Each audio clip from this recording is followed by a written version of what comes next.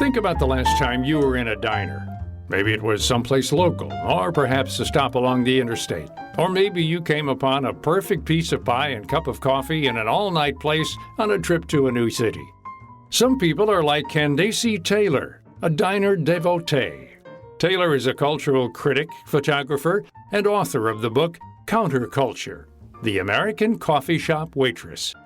She spent 8 years at coffee shop counters around the country talking to waitresses who weren't just working at a job, but who had devoted their lives to serving food, drink, and hospitality. The main thing that fascinates me about diner waitresses is that these women are classic lifers.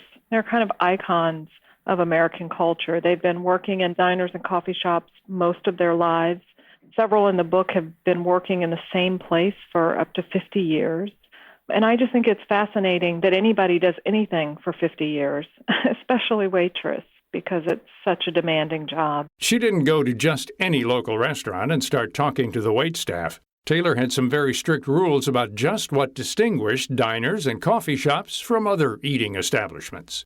It had to have a counter where the locals gather, where there's a community happening in the space, and also a place that served breakfast, because that's also usually the price point is much lower than in regular restaurants. And what I was most interested in was finding local institutions that were staples in the community. So if and when they left, it was a huge loss for the community, and especially those waitresses that are serving those regular customers. That relationship was really important to me to explore. Taylor also had criteria for the waitresses themselves.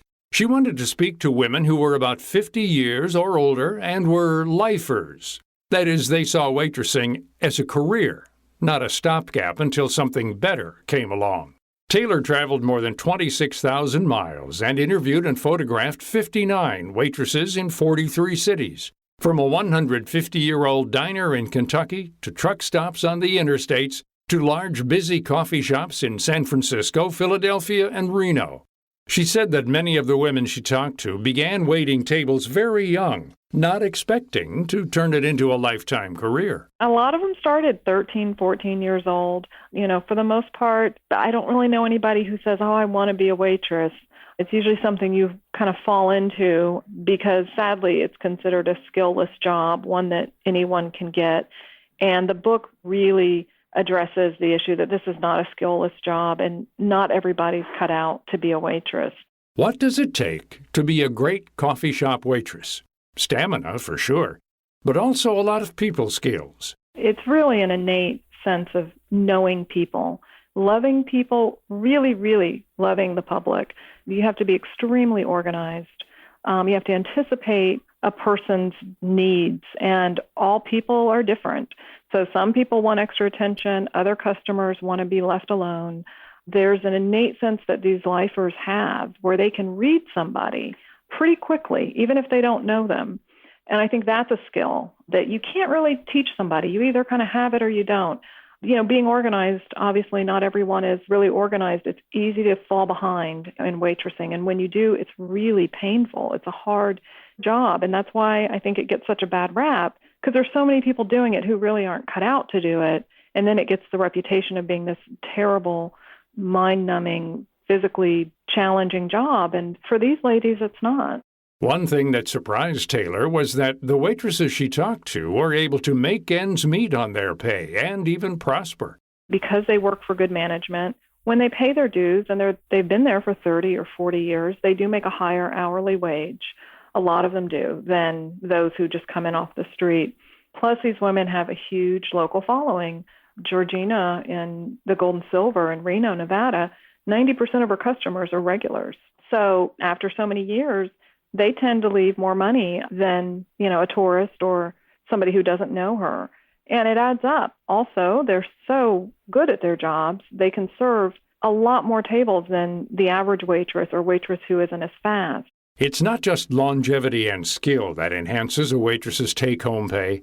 Taylor learned that making money and creating lasting relationships at the diner was sometimes a matter of geography. Counter waitresses generally have the regulars are sitting at the counter. Table waitresses also have regulars, But there's something about the connection of sitting at the counter because regulars are sometimes sitting next to each other. There's a little more of a community atmosphere there. Taylor talked to many veteran waitresses who forged very strong bonds with their customers. One of them, Faye Blackwell of Trio Restaurant in Washington, D.C., stands out.